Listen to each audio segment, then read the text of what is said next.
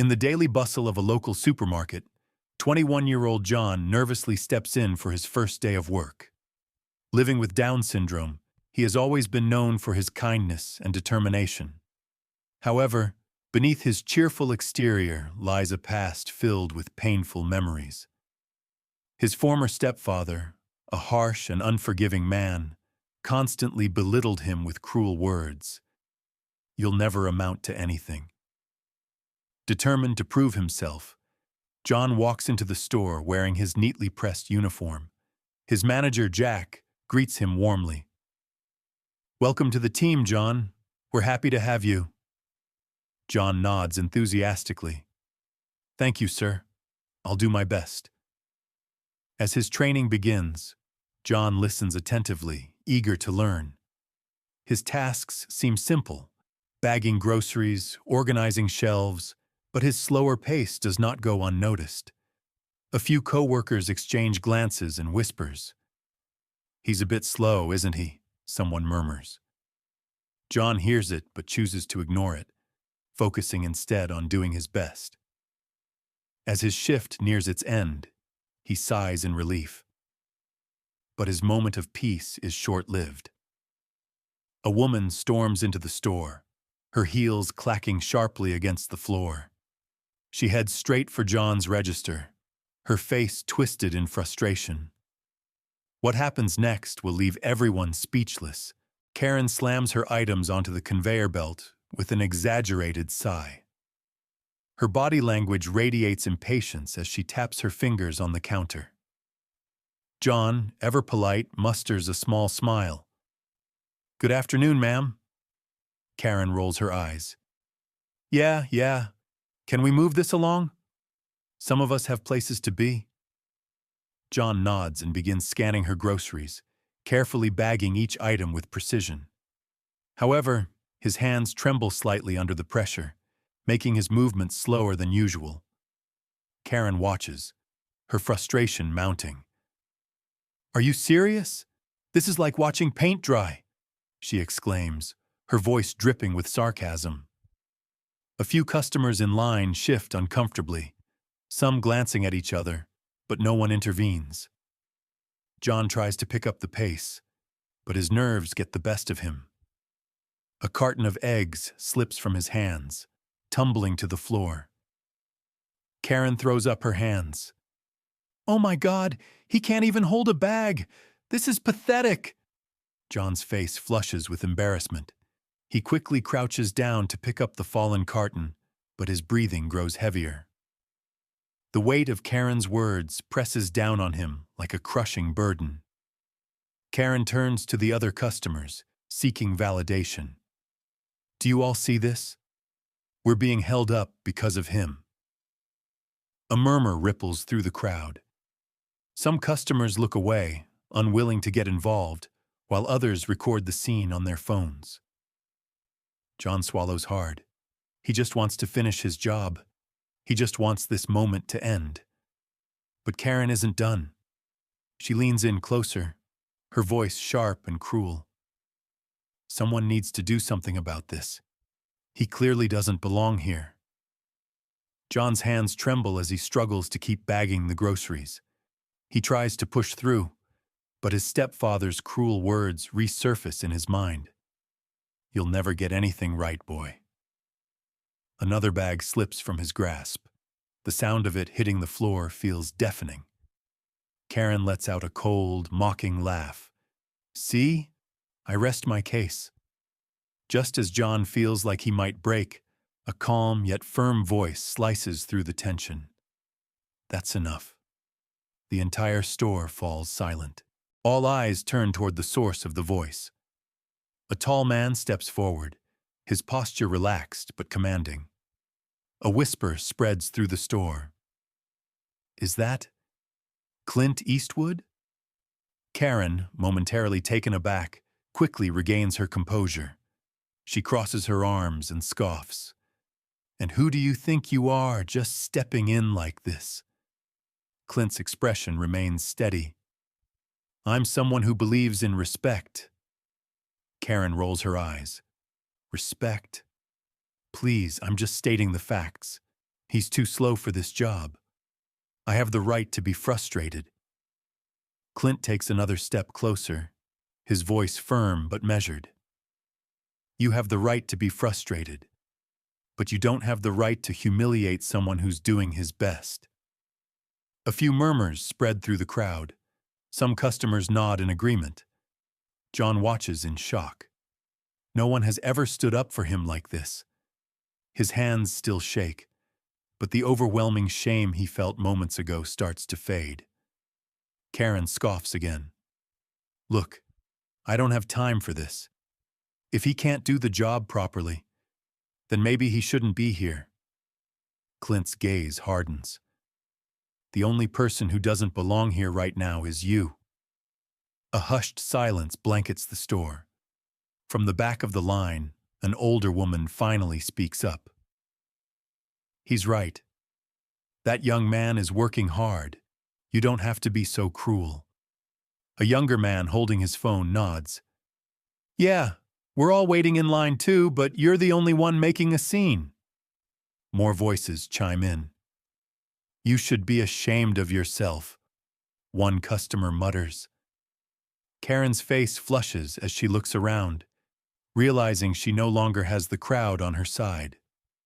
For the first time, she is the one feeling the weight of judgment. Clint lets the silence linger for a moment before turning back to John. His voice softens. What's your name, son? John hesitates before answering. J. John. Clint nods. John, you're doing a great job.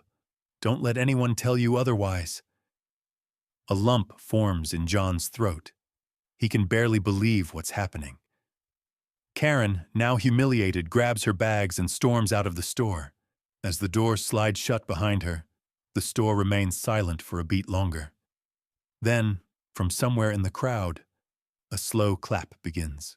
The slow clap spreads through the store, growing into full applause. Customers who had previously stayed silent now cheer, some nodding in approval while others whisper to each other about what just happened. The mood has shifted completely. What started as an uncomfortable, painful moment for John has transformed into something powerful. John stands behind the counter, his hands still trembling, but for the first time, not from fear. His eyes dart around the store, taking in the supportive smiles and approving nods. His mind struggles to process what just happened. Clint Eastwood is standing in front of him, and he just defended him. John swallows hard, forcing himself to speak. Thank you, sir. His voice is barely above a whisper, but Clint hears it. Clint smiles gently. No need to thank me, son. You didn't deserve that. Karen, still flustered from the humiliation, storms out of the store, her heels clicking furiously against the floor. As the automatic doors slide shut behind her, a heavy silence follows. Then, an elderly woman in the line steps forward. John, sweetheart, you handled that with grace. You should be proud of yourself. Another man in the line, holding a shopping basket, chimes in. Yeah, don't let people like that get to you. You're doing great. John's throat tightens with emotion. Just minutes ago, he had felt invisible, a burden. Now, for the first time, he feels seen, not for his mistakes, but for his effort. His manager, Jack, finally arrives, having rushed over after hearing the commotion. His eyes dart between John and Clint, quickly piecing together what happened. John, are you okay? Jack asks, placing a reassuring hand on his shoulder. John nods slowly. I think so. Jack turns to Clint, his eyes widening slightly. Wait, are you... Clint nods, cutting him off with a small smile. I just saw something that needed fixing. Jack lets out a breath and shakes his head in amazement. Well, thank you. That was... incredible. Clint waves off the gratitude. It's not about me. It's about making sure people are treated right. The customers in line begin talking among themselves, some still recording, others reflecting on what they just witnessed. A woman turns to her friend. "I never thought I'd see Clint Eastwood in real life, let alone stepping in to stop something like that." Her friend nods. "It's not just about who he is, it's about what he did. More people should stand up like that." John, still standing at his register, takes a deep breath. The weight that had been crushing him earlier is starting to lift. Clint glances back at John one more time. "Keep your head up, kid." John straightens his shoulders slightly. For the first time in a long time, he feels like he belongs. As the store returns to its usual rhythm, John feels a lingering warmth from the support of the customers and the unexpected intervention of Clint Eastwood. The moment replays in his mind. Karen's cruel words, his growing self-doubt, and then the powerful shift when someone finally stood up for him. Jack, the store manager, watches John carefully. He's seen employees get rattled before, but this was different. John had faced something deeply personal, yet he had handled it with quiet strength. Jack steps closer, lowering his voice. "John, I know that was tough. If you need to take a break, it's okay." John looks up at him, hesitating. A part of him wants to retreat to the break room, to process everything in private. But another part of him, the part that Clint's words had strengthened, refuses to back down. He straightens his shoulders. "I'm okay, sir. I want to keep working." Jack studies him for a moment before nodding. "All right. But if you ever need anything, you let me know." John gives him a grateful smile before returning to his work. As he scans the next customer's groceries, something remarkable happens. People start treating him differently. A woman in line leans forward, speaking warmly. "You're doing a great job, John." A man nods in agreement. "Yeah, don't let one rude person get to you." Each kind word is like a small piece of armor, shielding John from the echoes of his past doubts. Then, something unexpected happens. A teenage boy, standing with his father, steps forward and says, "Hey, I have a cousin with Down syndrome. He's been scared to apply for jobs because he's afraid of how people will treat him. But seeing you here, it's inspiring." John blinks, absorbing the words. No one has ever called him inspiring before. Jack, overhearing the conversation, suddenly gets an idea. He pulls John aside. "You know, John, we've been thinking about starting a program to help people with disabilities get more job opportunities. I think you'd be perfect to help lead it." John's eyes widen. "Me?" Jack nods. "You've already shown resilience, hard work, and kindness. You could help train others, show them that they belong here just as much as anyone else." John's heart pounds in his chest. The thought of helping others like him find confidence and purpose is overwhelming, but in the best way possible. For so long, he had believed he was just struggling to get by, trying to prove that he deserved to be here. Now, for the first time, he realizes he can be something more. He can be a leader. Taking a deep breath, he meets Jack's gaze and nods firmly. "I'd love to." As the day continues, John works with a renewed sense of purpose.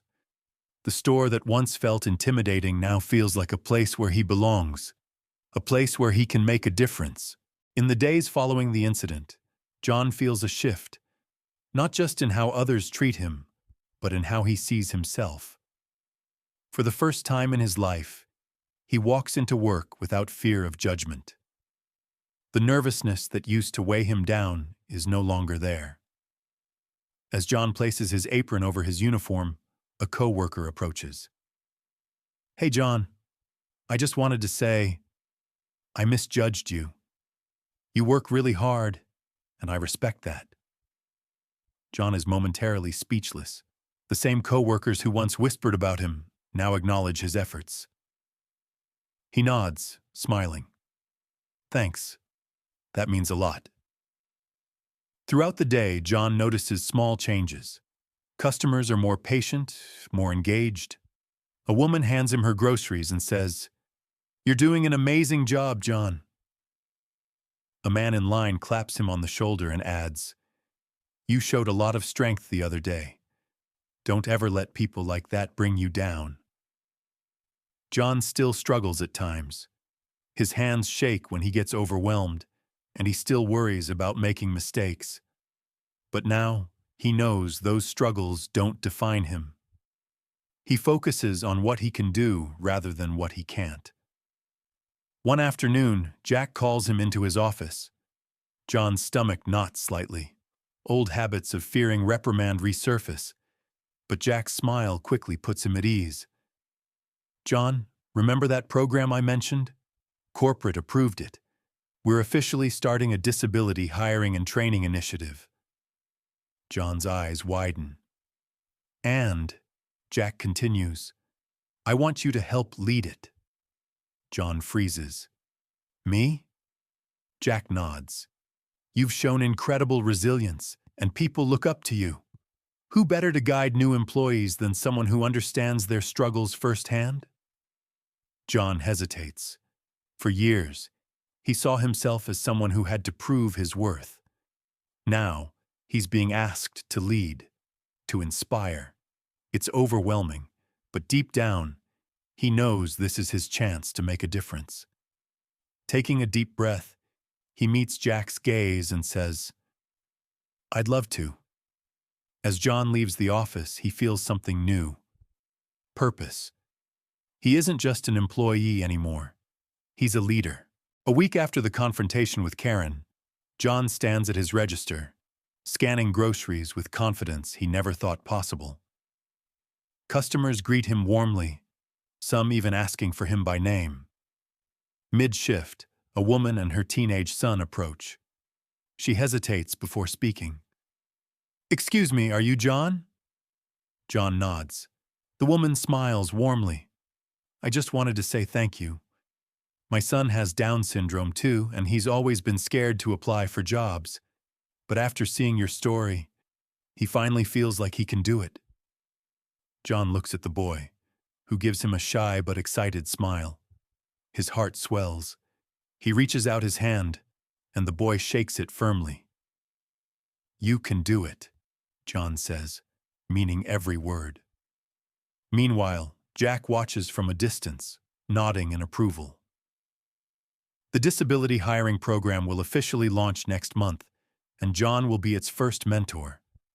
Jack had always believed in John, but now John believes in himself too. Later that evening, John scrolls through his phone and sees that the video of Clint Eastwood standing up for him has gone viral. Social media is flooded with messages of support.